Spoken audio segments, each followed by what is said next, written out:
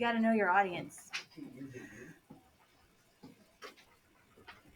All right, so today we are talking about point slope form.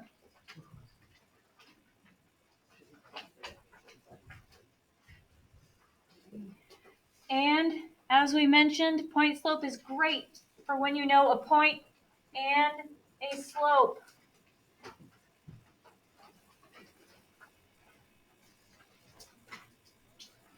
Okay, so the slope is the M that's hanging out right here.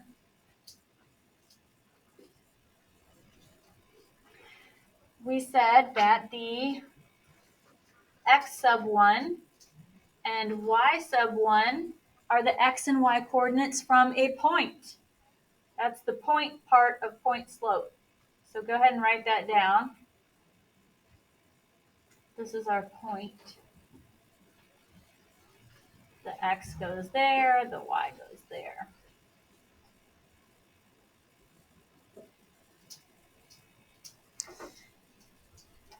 So in this formula, when we have one that we're going to graph, this x sub 1 is a number, and this y sub 1 will also be a number. They're not going to be variables.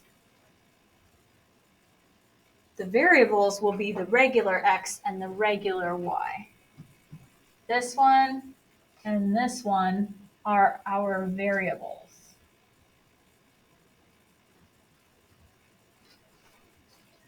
Everybody okay with that?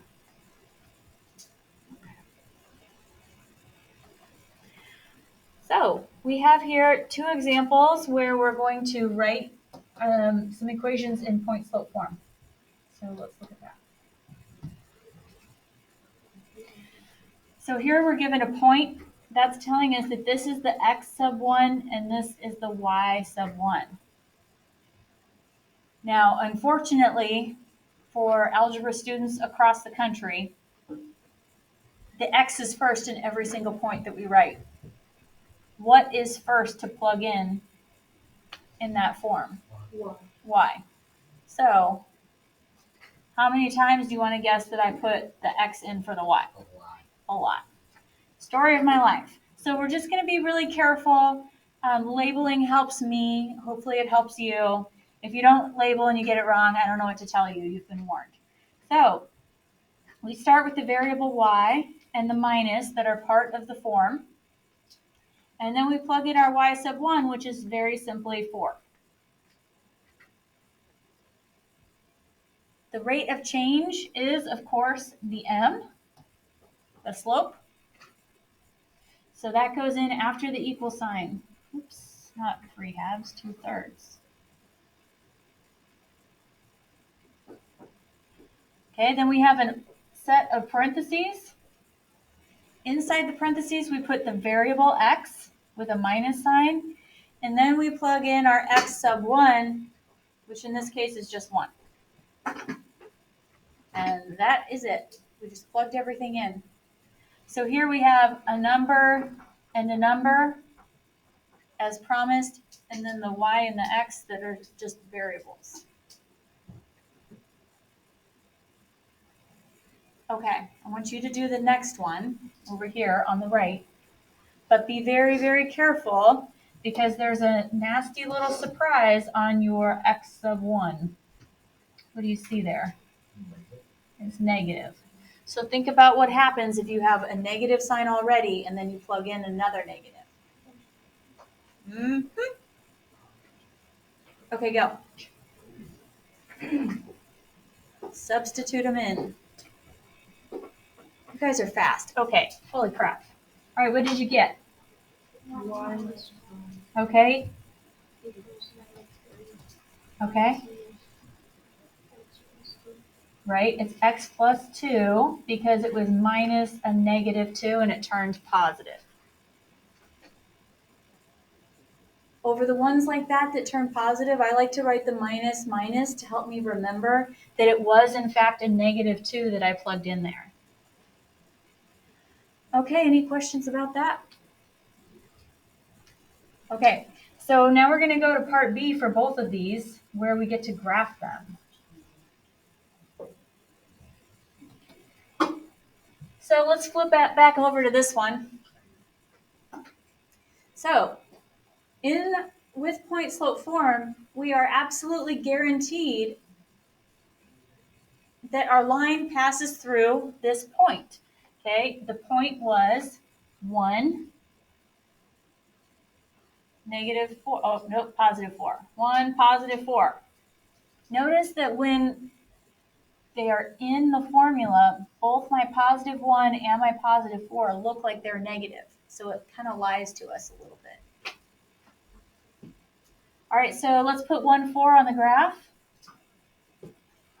And then my M is 2/3. That tells me my rise and my run. So using that information, it's really easy for me to find additional points. So I can say, okay, well, here's another point. That was not right. Rise 2, run 3. I did just 3/1. Rise 2, run 3. And then I can go down to back 3 because a negative divided by a negative is still positive.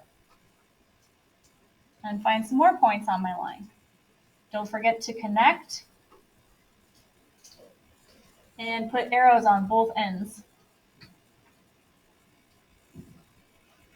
So this gives us the advantage of starting our graph at a point other than our y-intercept. Like, do you see how this y-intercept here is a little bit nasty? It's like an in-betweeny, and we're not really sure what that point is. Think about how hard it would be to graph from there and try to rise 2 and run 3 if we didn't even know what that value was. It'd be really hard to graph. So this method has its advantages. All right, let's look at this one. So what was our x(1) that we plugged in? A -2. Notice that in the formula, it looks like it's +2. That's because we did minus and negative, it looks positive. So it lies to us. And then a +5. Same thing. We put in a positive, but it looks negative because of the formula. So -2, +5. And this one has a slope of -3/1. So that means we have to fall 3, crawl 1 to the right. Fall 3, crawl 1 to the right. Fall 3, crawl 1 to the right. And then we can, of course, go backwards and up 3. Okay, connect your points. Arrows on both ends to show that it keeps going on forever in both directions.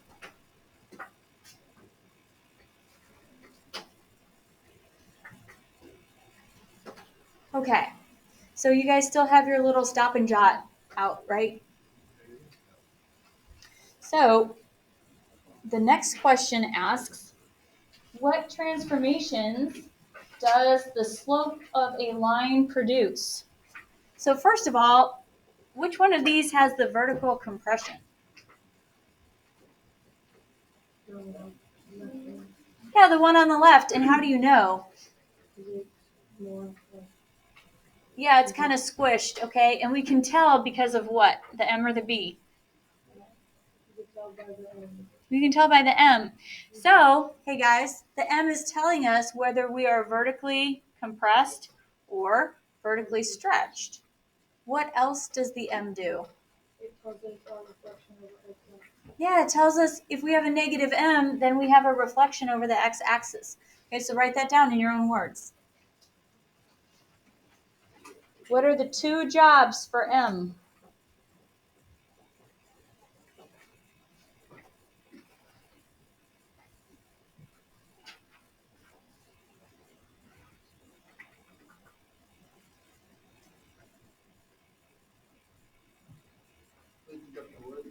For M.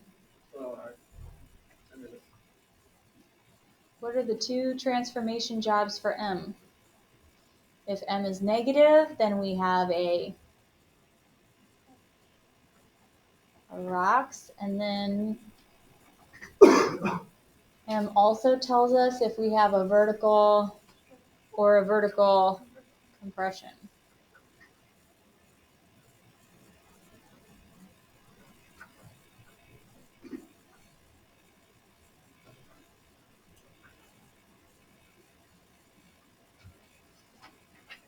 Okay. So, the next thing, it says, what does B represent in a linear equation?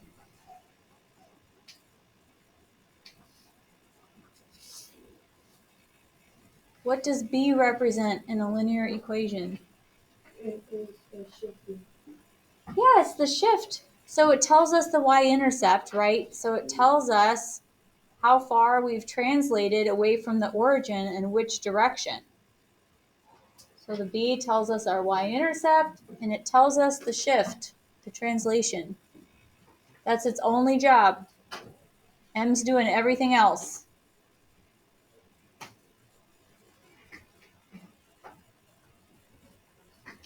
Okay, you guys got all that? All right, cool.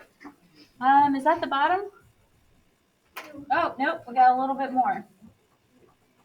Okay, you guys are gonna like this part, it's easy.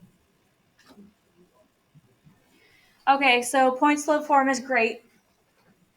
However, sometimes we just also, in addition to the M, we just need the y-intercept for crying out loud.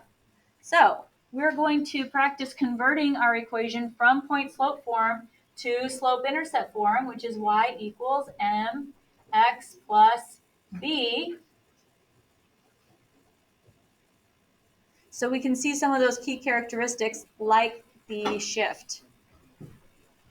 So you can see that slope intercept form has no parentheses. So our first step in converting from point slope to slope intercept is getting rid of the parentheses by distributing. So let's do that. We'll distribute this -4. That gives us y plus 2 equals -4x. What happens when I get a -4 times a -1? Turns to positive. I'll circle it to show that I changed my sign. Do I have any constants over here with my y in slope intercept form? No. So step 2 has got to be, I got to get rid of that constant. How do we move the constant? Yeah. Yeah, this one we have to subtract it away. So we'll subtract 2 from both sides. That gives us y equals -4x plus 2. So this is the m of -4. And then we have a y-intercept of 0, 2, because our b told us so. That is the b. Okay, basically we're going to do the same thing with a fraction, and it might look real scary, but I promise it's not. Bear with me. So, step 1, distribute the slope. So we get y minus 1 equals 1/2 times x. We can't simplify that, so we just write it next to each other. Okay, somebody help me. What's half of 6? 3. So here's the thing. You kind of have to know how evil your math teacher is. So it's a very precise level of evil. Evil enough to make you distribute a fraction, right? But not so evil that it would be super gross, right? It's the perfect amount of evil, I think, being that evil myself. All right, how do we get rid of this -1, this constant? We got to add 1 to both sides. Hey, that gives us y equals 1/2 x. Oops, I added the answer instead of the 1. This should be plus 3 plus 1. 3 plus 1 is 4. My brain skipped a step. So the 1/2 is our m, still. And our y-intercept is the 0.04. Notice that for both of these examples, the m that I started with is the same m that I get at the end. The m doesn't change. It's the same in both forms. And hopefully that feels like good, that it makes sense. Okay. All right.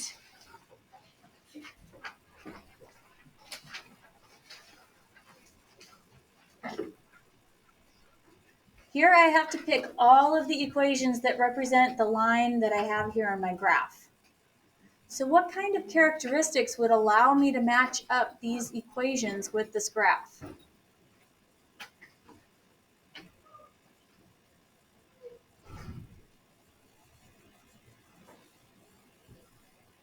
What kind of characteristics might I be able to find in my graph? Yes? Yeah, the slope and y-intercept.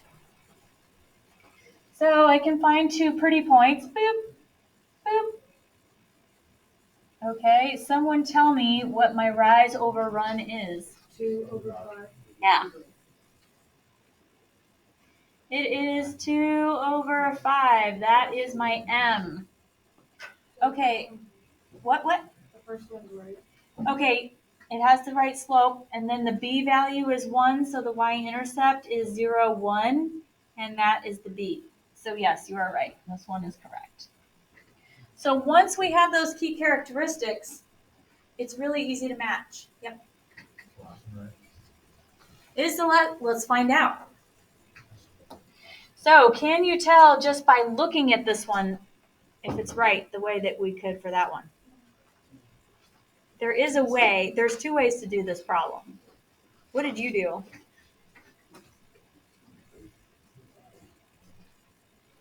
Did you eyeball it? Tell me how.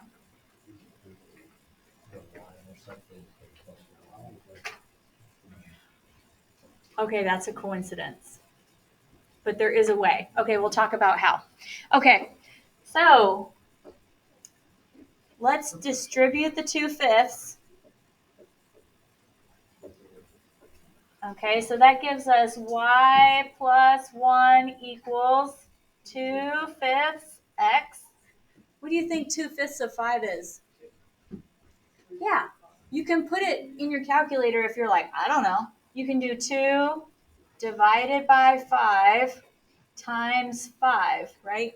Do you see how the dividing by 5 and multiplying by 5 undo each other and we're back with what we started with, which was 2? Yeah, that's why. So it should just be plus 2. Okay, and then we subtract that 1 from both sides.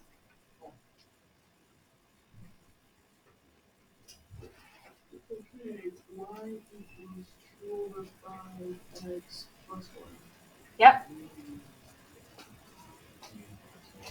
So is it a match? Yes. Yes. It matches the first one. Yes. So the way to do this by eyeballing it is to look for the point, because we already know that the slope is a match, right? Slope is good. So if you wanted to eyeball it, which I know some of you in here are going to be all over this, you have to look for the x sub 1 and the y sub 1. So the x sub 1 is hiding right here. And if it's plus 5, we know that it's actually what kind of 5? If it looks like plus, what is it really? Negative. So it's a -5, right? Okay, and if it looks like plus 1, what is it really? -1. So we already have the right slope. Does that line go through the point -5, -1? Yeah, it's right here. That's what I thought you'd figured out for us.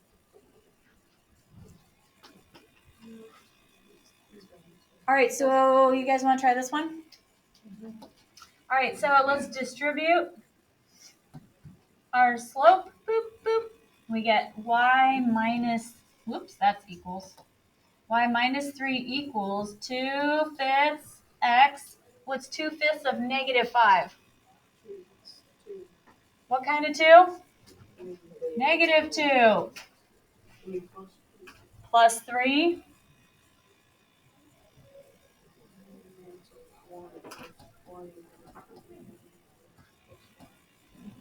Is it a match? Yeah.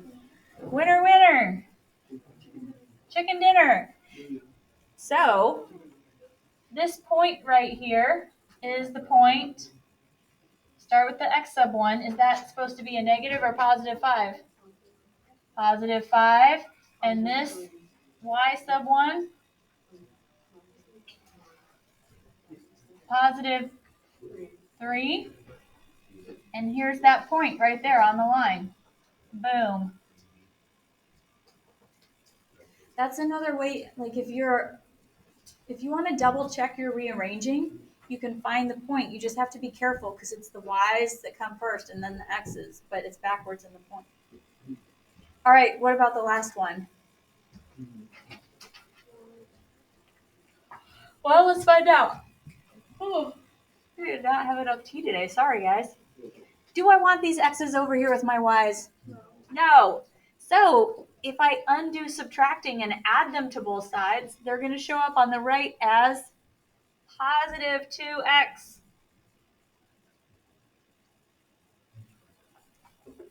And then we have to divide by 5 to undo the multiplying by 5. So these cancel, and I get y equals 5 over 5 is 1. And then does 5 evenly divide 2?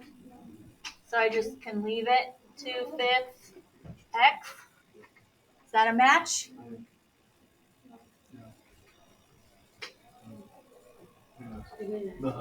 It is. Do you see that the 2/5 is still with the x? So whether I say 3 plus 2 or 2 plus 3, I get 5, right? Addition is commutative, so as long as we're adding, it doesn't matter what order I write them in. Yeah, we can switch the order on those. So it was all of them. Isn't that fun? Awesome. Awesome sauce. It will probably never happen again until I make it happen again. Okay. Whoa, sorry. Having some technical difficulties. All right. This is a review problem. We're just going to review this real quick. I see a couple of standard form equations in here, just like the one that we just did. So how about we do the exact same thing? So I don't want these x's over with my y's. If I subtract away 6x from both sides, it's going to show up on the right side as negative 6x. And then what do I divide by? 2. So these 2's cancel. They make a 1. 1y is just 1. Oh, just y, I mean. 4 divided by 2 is 2. Negative 6x divided by 2 is negative 3x. What is the slope? What kind of 3? Negative 3. Okay. Okay, be careful on this one. We know that it's rise over run. And we know that the y's give us the rise, but do you see that the y's are on the bottom of this table? It's unfortunate. You just have to be on the lookout for it and don't get your slope upside down. All right, so what's my change going from 1 to 4? Plus 3. Okay, so that's my rise. And my run? Plus 3. Plus 3. So make sure you put this 3 on top of that 3. 3 over 3 gives us 1.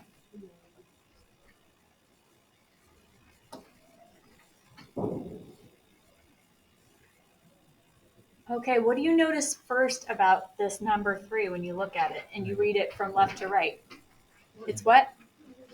It's negative. Okay, so if you're inclined to forget that, write it down first. Okay, now let's count the rise and run. Yeah. 1 over 2.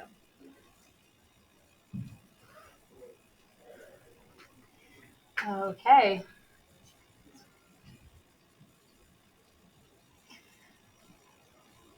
So, do we want these x's with our y's? No. No, we do not. So we'll move them over to the right where they turn negative. Okay, then we can divide both sides by this negative 3. Be very careful. So we get y equals, what kind of 4? Negative 4. Negative divided by negative gives us positive 2/3 with an x. So what's our slope? 2/3. Which slope is the steepest? You are correct.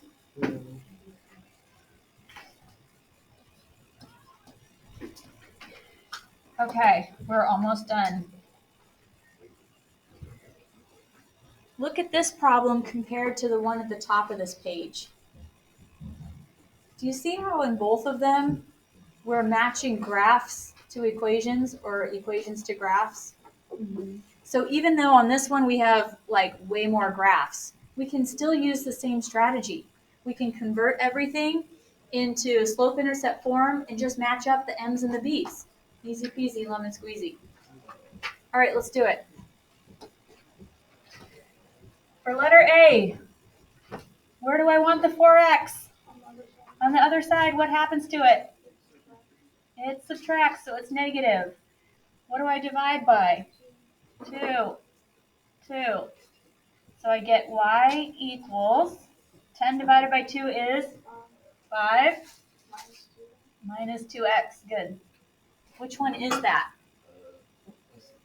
Positive y-intercept with a negative slope of 2. Correct. It is the third one.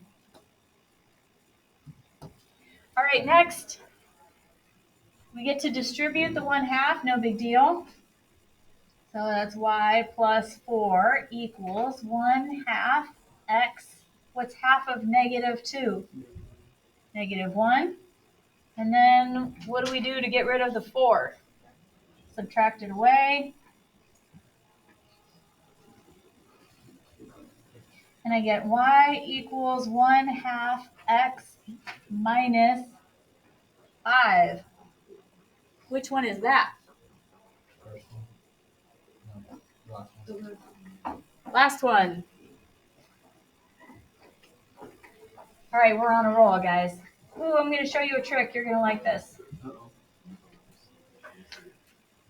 So, do you see how our y is negative?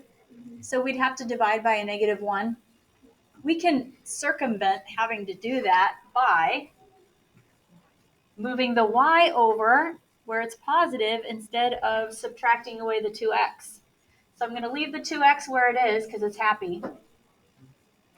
If I pop the y over to the other side, by adding it, it's going to be positive. Do I want that 5 with my y? No, I don't. So if I subtract it away, it's going to show up on the other side as negative 5. And I can do it in one step because I'm cool like that. And now you can be cool like that too. So which one would it be? Which one would it be? That's what I want to know. It's got a positive slope and a negative 5 y-intercept. It's the first one. All right, let's make sure we got the last one right. Does it have a positive 5, 0, 5 y-intercept? Does it have a slope of negative 1/2? Yes. Good job. That's it.